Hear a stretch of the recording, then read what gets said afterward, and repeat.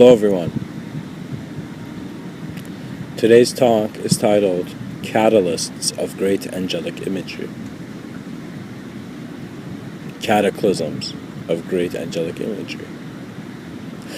And as we begin to see what angelic imagery means, to be honest, I have nothing to say about it aside from my experience of it and how I perceive that concept.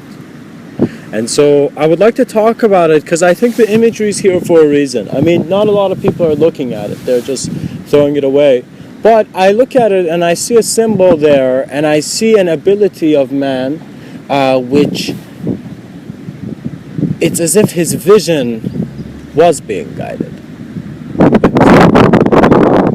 You thought that dove was just flying, but the dove of peace has come home.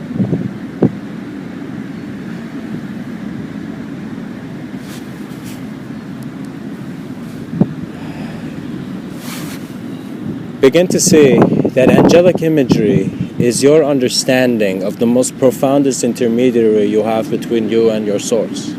Your source is given the face of light, because that is what is cultivating man. We look at the sun, its light is giving everything life. And so light is, in a sense, the source of our physical source. Do you see? And as man observes this light, there have been beings throughout man's history who they have gone to certain moments, certain states of being aware of this life, where suddenly they have spoken to angels. They have spoken to energies that the knowing was there. The projection was their introduction to a higher room. Do you see? Let us take the concept of angels as your most profoundest view of it. Let us take the art of this world significantly through our own reality. As you do, you can work with these symbols. You can utilize them, but they are not here for you to be a dependency. What that means, that angel was here to guide. He who could not see, but once he saw, man stepped beyond angelic imagery. You saw that the depth of your silence is shared by that bird on the branch. You see that this existence was told to be separate, but it can't. It can't be.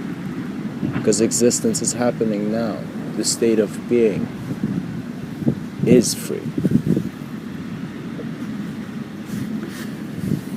Throughout my life, I want to talk about it like this, that in regards to opening up to what higher dimensional communication in quotations even means, or what multidimensionality means, I was a person who had found a certain beauty in religious imagery, even though I was not practicing religion verbatim, but there was just a significance that I saw in angelic imagery, that man was receiving something in a hierarchical way. And in that hierarchical way meant that the unknown was intelligent as well. Do you see?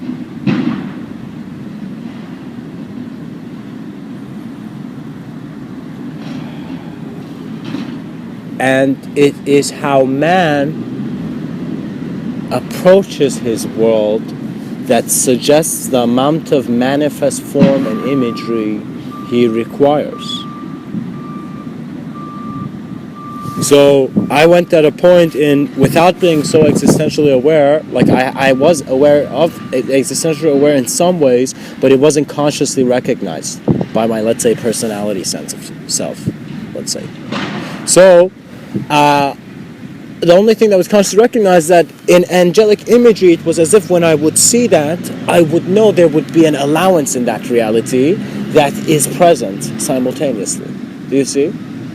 So my intuition got that kind of imagery, in where I felt very profound things. And in that profundity, It was more of an existential observance than me trying to interpret what was happening. It was as if I was observing how reality was being placed as my consciousness was being shifted. And so I began to notice, as I became aware of this subtler level of human presence in a collective manner, especially when you, for example, for me, when I began seeing angelic imagery, imagine reading about it and suddenly envisioning it in my own way, it was a great catalyst for me, for example. Do you know? So many realities were immediately transcended as if with wings I had flown over. Do you see? But in actuality, what was happening was that my physicality was feeling warm, not based on an external view, but based on how my mind was receiving another room of reality. As if this physical place where we are now, this, as I'm sitting right now on the grass in a park, this is one room of reality. Now simultaneously, we're within many rooms of presence in which the origination is coming from the observance of the internal. Do you see? The origin of your awareness is that observance that is not touching the physical world in a sense. And so the mystic begins to realize that his search was the dissolution of self into the omniscient self. The voice of man was the voice of the cosmos, and so man had never spoken.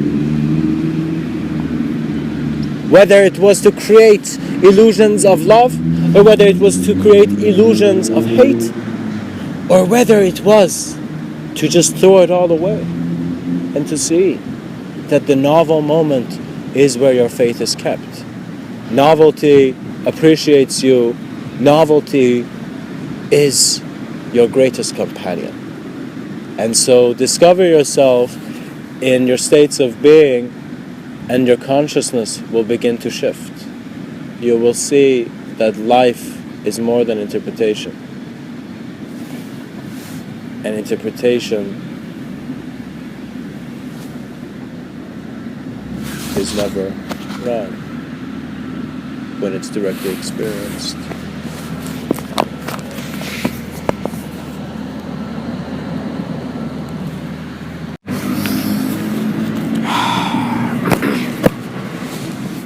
And to be honest, guys, what really happened was that I was using angelic imagery in regards to a presence in my subtler planes, a reality in my subtler planes, as if a simultaneous reality of acknowledgement, and I was depending too much on that. So I was giving the face, an angelic face to my intuition, but later on I recognized that it's not about the face, because the intelligence is beyond form. So the angelic imagery is only there to guide you up the ladder. And don't ask if the ladder is the truth. The ladder is just there for you to climb it. The ladder doesn't need to say anything to you. It's just here. So you need to observe this life, existentially see where you're situated, and begin to see what areas of your life are unknown and what areas of life you know. I've found that it's a more meaningful thing to see what you don't know and go explore that area. You know, like literally asking yourself, what do I know? And you see, gosh, I don't know how to do this, so go see and do that, and you will be more excited. Because what you don't know and you're still aware of, like as if when I ask you this, there's a thought coming, there's a reason that thought is coming in your consideration of what you don't know, because you want to know it. And so the sincerity of man meant not to make it so complex to be good. It's very easy to be good, actually. The state of being is naturally harmonious within this plane of existence. What that means is that we're not on a planet where everything's blowing up and shaking like that. Do you know? It's just certain human communication is blowing up, and it's having a certain effect on people deciding what they want to do with their wealth. And it's based on a really materialistic consideration, but in the future it will have to change. It will become multidimensional immediately as it's acknowledged.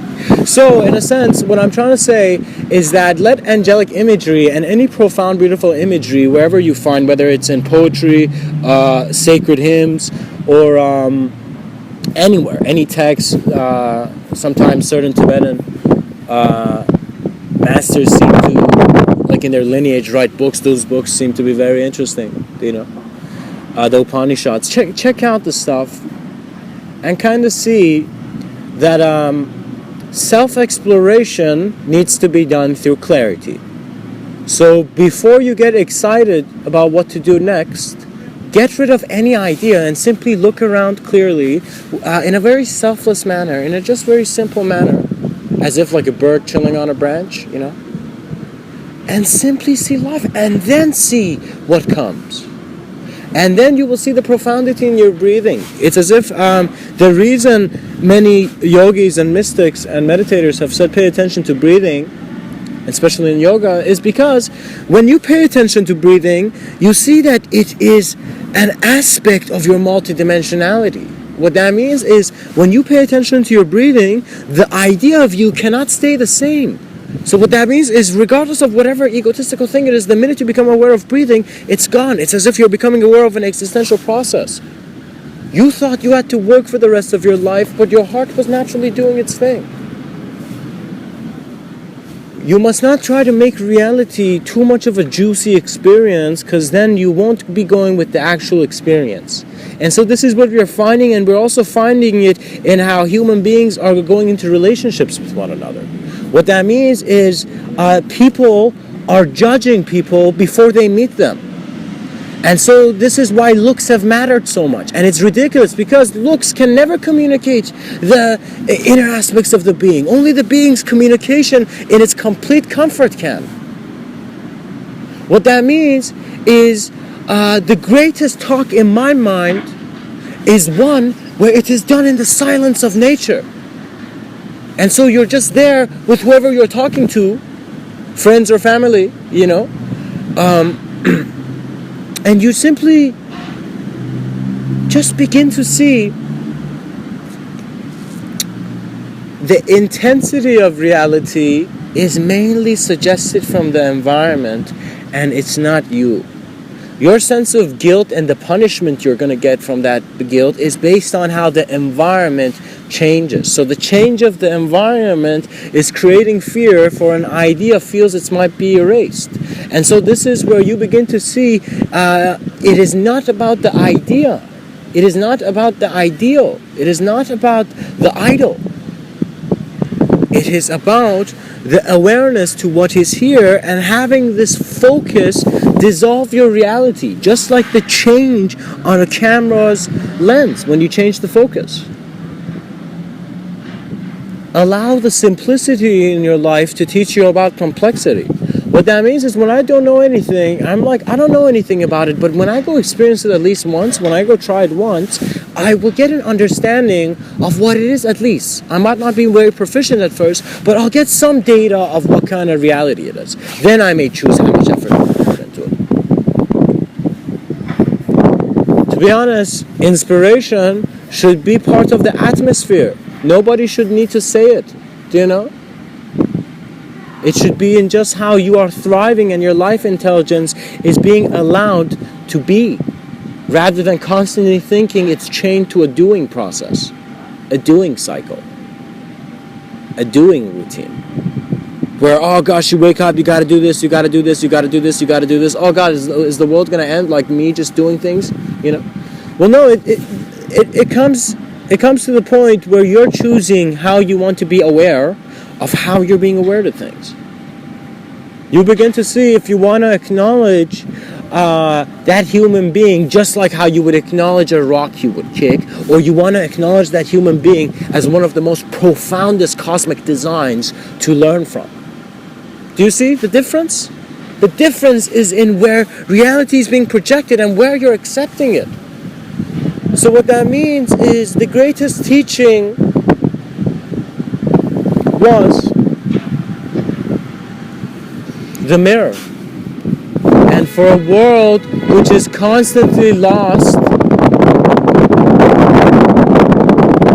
in thinking in regards to motion and noise, in a world where our truths seem to be things we're finding out of the movement and noise, man will begin to see silence, and stillness will become the mirror. But this silence and stillness gives you an ability to see where manifestation is originating, so you get this awareness before ideas manifest, because you are the novelty in the moment. Novelty means surrender to everything that's coming up.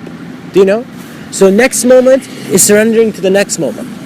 And so infinity is in the passage of how change is being observed as existential intelligence. The hidden depths of your mind are also the edges of the realities in which you're considering a world where there's a self. The illusion is not on what you're experiencing, it is in what you're associating to be the cause of your experience. Because when you have the ability and the humbleness to, in a sense, the humility to just stop every opinion and just be, you will begin to breathe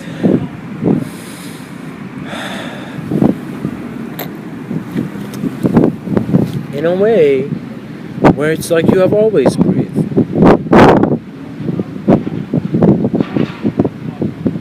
Existential comfort is your birthright, and so know how vast you are and be accepted in this living process, which is a gift of a novel moment of bringing something into manifestation.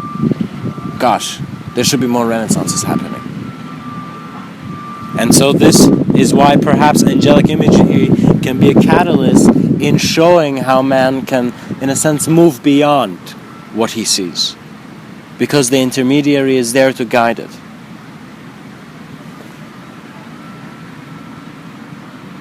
And so in our remembrance of our divinity, we were always our greatest reach. Much blessings and namaste.